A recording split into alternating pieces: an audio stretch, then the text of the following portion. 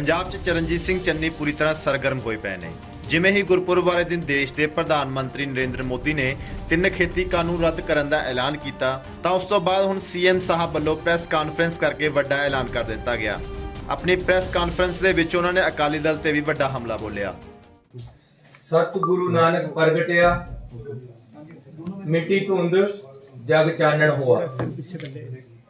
अज श्री गुरु नानक देव जी का गुरपुरब है। मैं पूरे पंजाबियों नूं इस शुभ दिहाड़े की बहुत बहुत बधाई देना। बहुत ही महत्वपूर्ण दिन है ते अज एक बधाई होर देनी है कि असी श्री चमकौर साहब विखे सिख इतिहास नूं दर्शाउंदा होया एक बहुत बड़ा म्यूजियम सिख संगतां नूं गुरु नानक नाम लेवा संगतां नूं पंजाबियां नूं समर्पित कीता है। इहदे विच 14 गैलरियां है जिहदे विच पूरे सिख इतिहास नूं फिल्माया गया है। एक बहुत खूबसूरत अजूबा बनिया जिहदा कि मानयोग गवर्नर पंजाब ने अज उद्घाटन किया है। ये 2006 दे विच कैप्टन अमरिंदर सिंह जी की सरकार ने शुरू किया सी। उस तो बाद श्रोमणी अकाली दल की सरकार आ गई। 10 साल उन्होंने इस बंड तो बंद रखिया लेकिन हुण जदों फिर कांग्रेस सरकार आई तो जदों मैनू टूरिज्म ते कल्चरल डिपार्टमेंट मिलिया, गुरु नानक साहब का जन्मदिन 550वां साला मनाया गया जिसकी पूरे देश विदेश के शलाघा हुई। उस तो बाद इसनूं मैं फिर दिन रात लगा के आप इसनूं बनवाया। एक बहुत ही खूबसूरत चीज बनी है, कोई टिकट नहीं है। मैं समूह गुरु नानक नाम लेवा पंजाबियों नूं बेनती करना कि इहनूं देख के जाओ ताकि साडे बच्चिआं नूं आउण वाली जनरेशनां नूं सिख कौम बारे, सिख कौम दे गुरुआं बारे, सिख कौम दीआं शहादतां बारे ते खालसा राज किस तरह स्थापित होया, किस तरह बंदा सिंह बहादुर जी ने इट दी इट नाल इट बजाई, वो सारा कुछ इस म्यूजियम दे विच अच्छी तरह फिल्माया गया है। तुसीं सारे जणिआं नूं मैं आमंत्रित करदा कि चमकौर साहब आके इस नूं देख के जाण। सिख इतिहास दे विच एक बहुत बड़ी अजूबा जिहड़ा बन के अज सिख संगतां नूं असीं समर्पित कीता है। इस तो अगे अज मानयोग प्रधानमंत्री श्री नरेंद्र मोदी जी ने ऐलान किया है कि जेडे 3 काले कानून श्रोमणी अकाली दल ते बीजेपी की सरकार ने दिल्ली दे विच लेके आंदे सी, अज उन्होंने वापस लेने का ऐलान किया है। यह भी कहा कि आने वाली पार्लीमेंट दे विच वो इन्हां कानूनां नूं वापस लेणगे। अज सिर्फ ऐलान होया। वो कहते भी सब कुछ लुटा के होश में आए तो क्या किया। बहुत बड़ियां कीमतां किसानां नूं, खेत मजदूरां नूं इन्हां बिना दे मुआवजे विच तारनियां पईयां। ये जदों ऑर्डीनेंस ही बने सी समझ आ जानी चाहिदी सी कि देश के लोग इन्हां नूं स्वीकार नहीं कर रहे, ये नुकसानदेह है। लेकिन एक जिद करके इन्हां नूं अगे लटकाया गया। सुप्रीम कोर्ट ने इन्हां नूं रोक लगाती, फिर भी इन्हां नूं लमकाया गया। अखीर तक पूरा किसानां दा, मजदूरां दा, लोकां दा कहते भी अंत देख के जिस तरह मच्छी पत्थर चट के मुड़ती है उस तरह मोड़ा पाया गया। जब हम चोणां आ गई, यूपी दे विच हार निश्चित हो गई, किसानां दियां शहीदियां हो गईयां ते किसान टस मस्ते नहीं होए, ਮਜ਼ਦੂਰ ਮਾਰੇ ਗਏ, ਲੋਕਾਂ ਦੇ ਵਿੱਚ ਤਰਾਹ ਹੋ ਗਈ, ਟੋਲ ਪਲਾਜ਼ੇ ਬੰਦ ਹੋ ਗਏ। ਪੰਜਾਬ ਸਰਕਾਰ ਬਿਲਕੁਲ ਨਾਲ ਕਿਸਾਨਾਂ ਦੇ ਖੜ ਗਈ।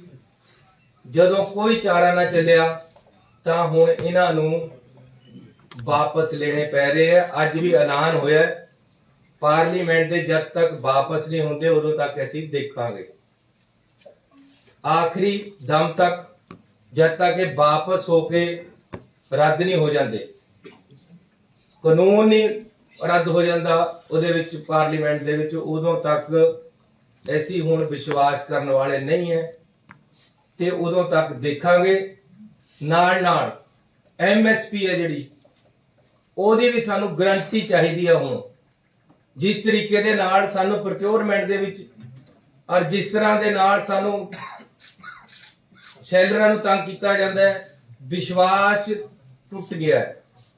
ਇਹਨੂੰ ਜੋੜਨ ਵਾਸਤੇ MSP ਹੈ ਜਿਹੜੀ, ਇਹਨੂੰ ਸਟੈਚੂਟਰੀ ਪ੍ਰੋਵੀਜ਼ਨਸ ਦੇ ਵਿੱਚ ਲੈ ਕੇ ਬਾਈ ਲਾਅ ਸਾਨੂੰ MSP ਮਿਲਣੀ ਚਾਹੀਦੀ ਹੈ। ਇਹ ਵੀ ਨਾਲ ਹੋਣਾ ਚਾਹੀਦਾ ਜਦੋਂ ਇਹ ਕਾਨੂੰਨ ਰੱਦ ਕਰਨ ਦਾ ਕਾਨੂੰਨ ਆਣਾ। ਇਹਦੀ ਜਿਹੜੀ ਸ਼ੁਰੂਆਤ ਹੈ, ਜਦੋਂ ਪ੍ਰਧਾਨ ਮੰਤਰੀ ਜੀ ਨੇ 30 ਮਈ 19 ਨੂੰ ਸਹੁੰ ਚੱਕੀ, ਉਸੇ ਦਿਨੇ ਨੀਤੀ ਆਯੋਗ ਦਾ ਏਜੰਡਾ ਜਾਰੀ ਕਰਤਾ। 15 ਦਿਨਾਂ ਬਾਅਦ ਉਹਦੀ ਮੀਟਿੰਗ ਹੋਈ 15/6/19 ਨੂੰ। ਉਹਦੇ ਵਿੱਚ ਰੀਸਟਰਕਚਰਿੰਗ ਆਫ ਐਗਰੀਕਲਚਰ ਸੈਕਟਰ ਦਾ ਏਜੰਡਾ ਜਾਰੀ ਹੋ ਕੇ 15/6/19 ਨੂੰ ਇਹਦੀ ਨੀਂਹ ਰੱਖਤੀ ਉਹਨਾਂ ਨੇ। ਇੱਕ ਸੋਚੀ ਸਮਝੀ ਸਾਜ਼ਿਸ਼ ਦੇ ਨਾਲ ਦੇਸ਼ ਨੂੰ ਪਾੜਨ ਵਾਸਤੇ ਔਰ ਦੇਸ਼ ਦੀ ਕਿਸਾਨੀ ਨੂੰ ਡਾਊਨ ਕਰਨ ਵਾਸਤੇ। ਪੰਜਾਬ ਖੇਤੀ ਪ੍ਰਧਾਨ ਸੂਬਾ ਹੈ, ਜੇ ਸਾਤੋਂ ਖੇਤੀ ਹੀ ਖੋਹ ਲਈ ਜੇ ਗਈ ਤਾਂ ਉਹਨਾਂ ਨੂੰ ਪਤਾ ਹੈ ਕਿ ਇਹਨਾਂ ਤੋਂ ਖੇਤੀ ਇਹਨਾਂ ਦੀ ਕਮਜ਼ੋਰ ਕਰ ਦੋ, ਇਹ ਕਮਜ਼ੋਰ ਹੋ ਜਾਣਗੇ। ਸਾਡੀ ਖੇਤੀ ਨੂੰ ਕਮਜ਼ੋਰ ਕਰਕੇ ਪੰਜਾਬ ਨੂੰ ਕਮਜ਼ੋਰ ਕਰਨ ਦੀ ਇੱਕ ਸੋਚੀ ਸਮਝੀ ਹੈ ਵੱਡੀ ਸਾਜ਼ਿਸ਼ ਸੀ, ਜਿਹੜੀ ਤੋਂ ਕੇਂਦਰ ਸਰਕਾਰ ਨੂੰ ਪਿੱਛੇ ਹਟਣਾ ਪਿਆ ਹੈ। ਤੇ ਅੱਜ ਮੈਂ ਕਿਸਾਨੀ ਸੰਘਰਸ਼ ਨੂੰ, ਕਿਸਾਨਾਂ ਦੀਆਂ ਯੂਨੀਅਨਾਂ ਨੂੰ, ਖੇਤ ਮਜ਼ਦੂਰਾਂ ਦੀਆਂ ਯੂਨੀਅਨਾਂ ਨੂੰ, ਪੰਜਾਬ ਔਰ ਹਿੰਦੁਸਤਾਨ ਦੇ ਲੋਕਾਂ ਨੂੰ, ਡੈਮੋਕ੍ਰੈਟਿਕ ਸਿਸਟਮ ਨੂੰ ਸ਼ਾਬਾਸ਼ੀ ਦੇਣਾ ਚਾਹੁੰਦਾ ਕਿ ਲੋਕਤੰਤਰ ਦੇ ਵਿੱਚ ਲੋਕਤੰਤਰ ਦੀ ਜਿੱਤ ਹੋਈ ਹੈ, ਲੋਕਾਂ ਦੀ ਜਿੱਤ ਹੋਈ ਹੈ, ਕਿਸਾਨੀ ਸੰਘਰਸ਼ ਦੀ ਜਿੱਤ ਹੋਈ ਹੈ, ਸੰਯੁਕਤ ਮੋਰਚੇ ਦੀ ਜਿੱਤ ਹੋਈ ਹੈ, ਖੇਤ ਮਜ਼ਦੂਰ ਦੀ ਜਿੱਤ ਹੋਈ ਹੈ, ਦੇਸ਼ ਦੇ ਹਰ ਨਾਗਰਿਕ ਦੀ ਜਿੱਤ ਹੋਈ ਹੈ। ਤੇ ਸਚਾਈ ਨਿੱਤਰ ਕੇ ਉੱਪਰ ਆਈ ਹੈ। ਜਿਹੜੇ ਲੋਕ ਡਿਸਟਰਬ ਕਰਨਾ ਚਾਹੁੰਦੇ ਸੀ, ਪਾੜੇ ਪਾਉਣਾ ਚਾਹੁੰਦੇ ਸੀ, ਵੋਟਾਂ ਦੀ ਰਾਜਨੀਤੀ ਕਰਦੇ, ਉਹਨਾਂ ਨੂੰ ਪਿੱਛੇ ਹਟਣਾ ਪਿਆ। ਲੇਕਿਨ ਦੇਰ ਆਏ ਦੁਰਸਤ ਆਏ। ਇਹ ਜਿਹੜਾ ਕੁਝ, ਇਸ ਦੇ ਨਾਲ ਮੈਂ ਇਹ ਵੀ ਕਹਿਣਾ ਚਾਹੁੰਦਾ ਕਿ ਆਪਣੇ ਆਪ ਨਹੀਂ ਹੋਇਆ। ਸ਼੍ਰੋਮਣੀ ਅਕਾਲੀ ਦਲ ਨੇ ਮੋਢਾ ਦਿੱਤਾ, ਉਹਨਾਂ ਨੂੰ ਇਹ ਵਿਸ਼ਵਾਸ ਦਵਾਤਾ ਕਿ ਜੀ ਕਿਸਾਨੀ ਸਾਡੇ ਨਾਲ ਹੈ ਤੇ ਅਸੀਂ ਤੁਹਾਡੇ ਨਾਲ ਹੈ, ਸਾਡੀ ਮਿਨਿਸਟਰੀ ਹਰੀ ਰਹੇ। ਕਦੇ ਇਹ ਕਾਨੂੰਨ ਨਹੀਂ ਆਣੇ ਸੀ ਜੇ ਪੰਜਾਬ ਔਰ ਦੇਸ਼ ਦੀ ਕਿਸਾਨੀ ਦੇ ਨਾਮ ਤੇ ਸ਼੍ਰੋਮਣੀ ਅਕਾਲੀ ਦਲ ਉਹਨਾਂ ਨੂੰ ਮੋਢਾ ਨਾ ਦਿੰਦਾ। ਇਹ ਉਹਨਾਂ ਨੇ ਆਪਣਾ ਮੋਢਾ ਦਿੱਤਾ, ਅਗਲੇ ਨੇ ਬੰਦੂਕ ਧਰੀ। ਲੇਕਿਨ ਜਦੋਂ ਕਿਸਾਨਾਂ ਨੇ ਸ਼੍ਰੋਮਣੀ ਅਕਾਲੀ ਦਲ ਦੇ ਪ੍ਰਧਾਨ ਦਾ ਘਰ ਰੋਕ ਲਿਆ, ਚਾਰੇ ਪਾਸੇ ਤੇ ਨਿਕਲਣਾ ਬੰਦ ਹੋ ਗਿਆ, ਇੱਕ ਕਿਸਾਨ ਦੀ ਉੱਥੇ ਸ਼ਹੀਦੀ ਹੋ ਗਈ, ਚਾਰਾ ਨਾ ਚੱਲਿਆ, ਪੰਜਾਬ 'ਚ ਵੜਨਾ ਬੰਦ ਕਰਤਾ ਇਹਨਾਂ ਦਾ। ਹਾਲਾਂਕਿ 3 ਪ੍ਰੈਸ ਕਾਨਫਰੰਸਾਂ ਬੀਬੀ ਜੀ ਨੇ ਕਰੀਆਂ।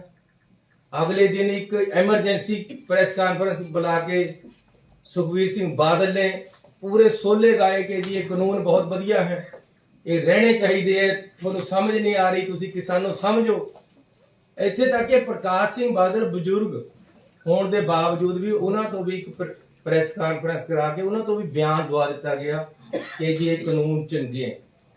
ਜਦ ਕਿਸਾਨਾਂ ਨੇ ਚਾਰੇ ਪਾਸੇ ਤੇ ਰੋਕ ਲਏ, ਇਹਨਾਂ ਨੇ ਵਾਪਸ ਲਏ, ਆਪਣੇ ਆਪ ਨੂੰ ਉੱਥੇ ਤੇ ਨਿਕਲ ਕੇ ਆਏ ਮਿਨਿਸਟਰੀ ਚੋਂ। ਲੇਕਿਨ ਅੱਜ ਵੀ ਮੈਨੂੰ ਇਹਨਾਂ ਦੇ ਸਮਝੌਤੇ ਦਿਖ ਰਹੇ।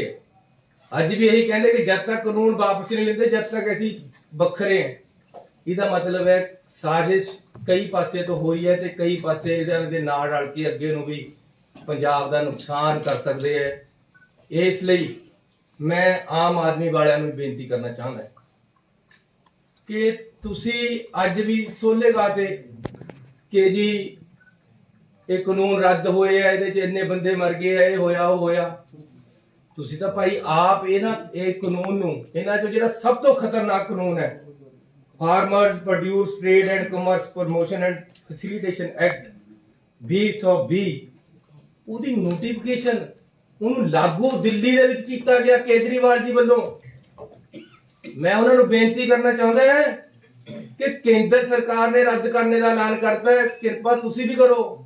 ਇਸ ਤੋਂ ਪਹਿਲਾਂ ਕਿ ਪਾਰਲੀਮੈਂਟ ਬੁਲਾ ਕੇ ਨਰਿੰਦਰ ਮੋਦੀ ਜੀ ਨੂੰ ਰੱਦ ਕਰਨ, ਆਪਣੇ ਉੱਪਰੋਂ ਕਾਲਖ ਲਾ ਲਓ ਤੇ ਨੋਟੀਫਿਕੇਸ਼ਨ ਰੱਦ ਕਰਕੇ ਇਹਨਾਂ ਨੂੰ ਰੱਦ ਕਰ ਦਿਓ ਜਿਹੜਾ ਤੁਸੀਂ ਕੀਤਾ ਹੋਇਆ।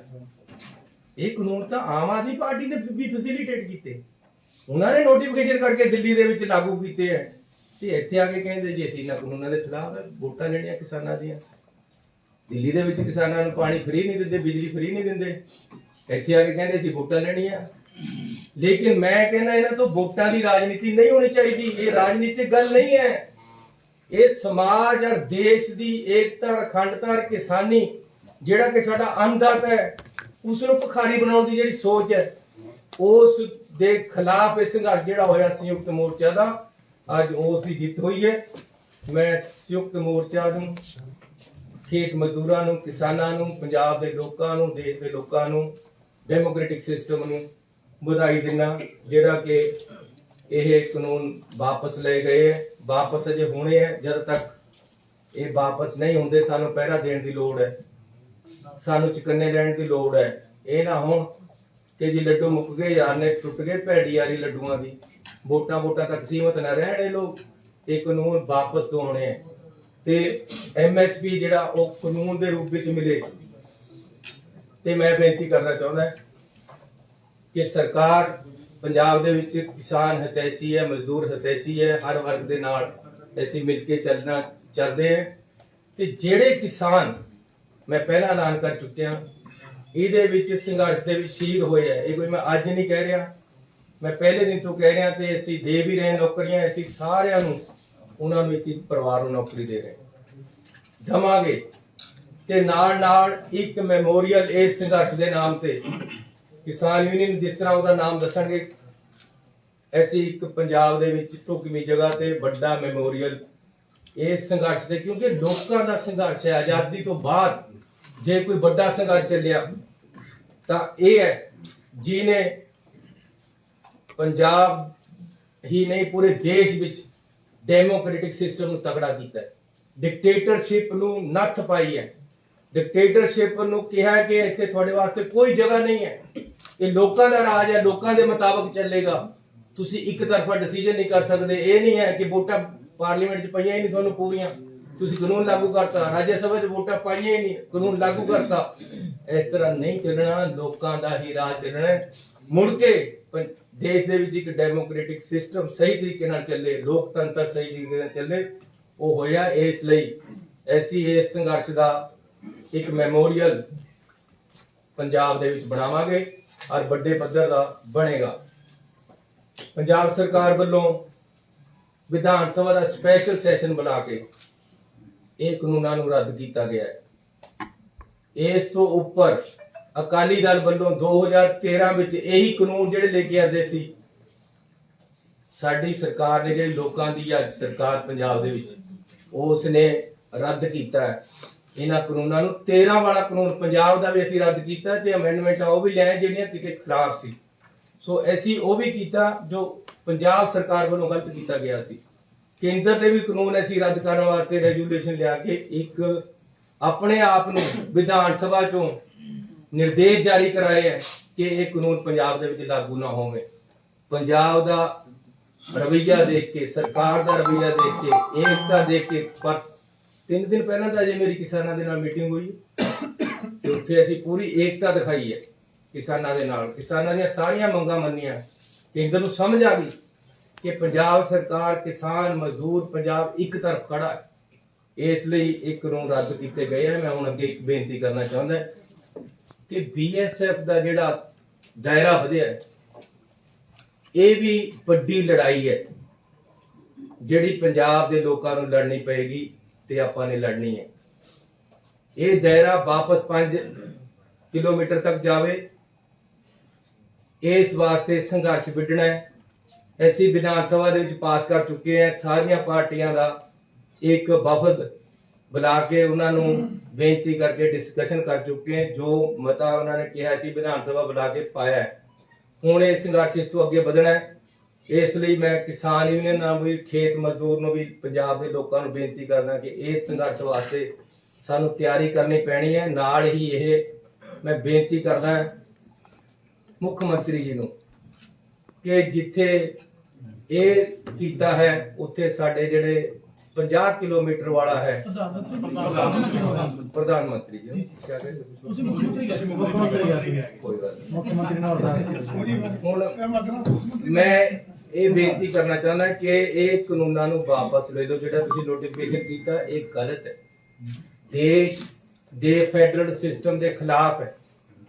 ਤੁਹਾਨੂੰ ਇਸ ਦਾ ਅਧਿਕਾਰ ਨਹੀਂ ਹੈ ਕਿ ਤੁਸੀਂ ਪੰਜਾਬ ਦੇ ਵਿੱਚ ਇਸ ਤਰੀਕੇ ਦੇ ਨਾਲ ਇੰਟਰਫੇਅਰ ਕਰੋ। ਲਾਅ ਐਂਡ ਆਰਡਰ ਪੰਜਾਬ ਦਾ ਆਪਣਾ ਅਧਿਕਾਰ ਹੈ। ਸਾਡੀ ਪੁਲਿਸ ਸક્ષਮ ਹੈ ਹਰ ਤਰੀਕੇ ਦੇ ਹਰ ਖਤਰੇ ਨੂੰ ਝੇਲਣ ਲਈ, ਔਰ ਅੱਗੇ ਵੀ ਝੇਲਦੀ ਆਈ ਹੈ। ਇਸ ਕਰਕੇ ਇਹ ਵੀ ਖਤਮ ਹੋਣੇ ਚਾਹੀਦੇ ਹੈ, ਇਹ ਜ਼ਰੂਰੀ ਹੈ। ਔਰ ਮੈਂ ਕਿਸਾਨ ਯੂਨੀਅਨ ਨੂੰ, ਸੰਯੁਕਤ ਮੋਰਚੇ ਨੂੰ ਇੱਕ ਵਾਰ ਫੇਰ ਵਧਾਈ ਦੇਣਾ। ਤੁਹਾਡਾ ਸਾਰਿਆਂ ਦਾ ਬਹੁਤ ਧੰਨਵਾਦ। ਸਭ ਸਵਾਲ ਹੈ ਸੀਐਮ ਸਾਹਿਬ ਨੇ 11 ਤੇ 14 ਕੀ ਹੈ? ਤੁਸੀਂ ਉਹ ਗੈਲਰੀਆਂ ਜਿਹੜੀਆਂ ਦੇਖੀਆਂ 14 ਕੀ ਹੈ, ਉੱਥੇ 11 ਕੀ ਹੈ? 11 ਗੈਲਰੀਆਂ ਹੈ, ਉਹਦੇ ਚ 7 ਦੇ ਵਿੱਚ ਫਿਲਮਾਇਆ ਗਿਆ ਹੈ, 4 ਦੇ ਵਿੱਚ ਦਰਸਾਇਆ ਗਿਆ ਹੈ। ਸੀਐਮ ਅਕਾਲੀ ਦਲ ਦੀ ਸਟੇਟਮੈਂਟ ਆਈ ਹੈ ਕਿ ਅਸੀਂ ਬੀਜੇਪੀ ਦੇ ਨਾਲ ਨਹੀਂ ਜਾਵਾਂਗੇ। ਕੈਪਟਨ ਅਮਰਿੰਦਰ ਸਿੰਘ ਦੀ ਸਟੇਟਮੈਂਟ ਆਈ ਹੈ ਕਿ ਮੈਂ ਹੁਣ ਬੀਜੇਪੀ ਦੇ ਨਾਲ 101% ਅਲਾਈਅੰਸ ਕਰਾਂਗਾ।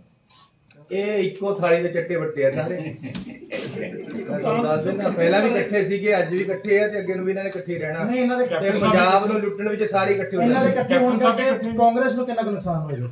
ਸਾਨੂੰ ਤਾਂ ਫਾਇਦਾ ਹੋਣਾ, ਨੁਕਸਾਨ ਤਾਂ ਕਿਉਂ ਹੋਣਾ? ਸੀਐਮ ਸਾਹਿਬ ਕਿਸਾਨ ਖੁਦਕਸ਼ੀਆਂ ਕਰਕੇ ਗਏ ਆ ਜਾਂ ਕਿਸਾਨ ਸੰਘਰਸ਼ ਦੇ ਦੌਰਾਨ ਤੁਸੀਂ ਉਹਨਾਂ ਨੂੰ ਕਿਹਾ ਵੀ ਇੱਕ ਪਰਿਵਾਰ ਨੂੰ ਨੌਕਰੀ ਦੇਵਾਂਗੇ।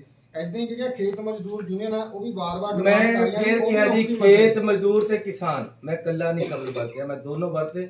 ਜਿਹੜੇ ਖੇਤ ਮਜ਼ਦੂਰ ਸ਼ਹੀਦ ਹੋ ਗਏ ਆ, ਜਿਹੜੇ ਕਿਸਾਨ ਸ਼ਹੀਦ ਹੋ ਗਏ, ਉਹ ਸਾਰੇ ਸਾਡੇ ਆਪਣੇ ਆ। ਅਸੀਂ ਸਾਰਿਆਂ ਨੂੰ ਇੱਕ ਇੱਕ ਪਰਿਵਾਰ ਨੂੰ ਇੱਕ ਇੱਕ ਨੌਕਰੀ ਦੇਵਾਂਗੇ। ਜੰਨੀ ਸਾਹਿਬ ਇੱਕ ਮਿੰਟ, ਜੰਨੀ ਸਾਹਿਬ, ਇਹ ਸੰਘਰਸ਼ ਤਕਰੀਬਨ 1 ਸਾਲ ਚੱਲਿਆ।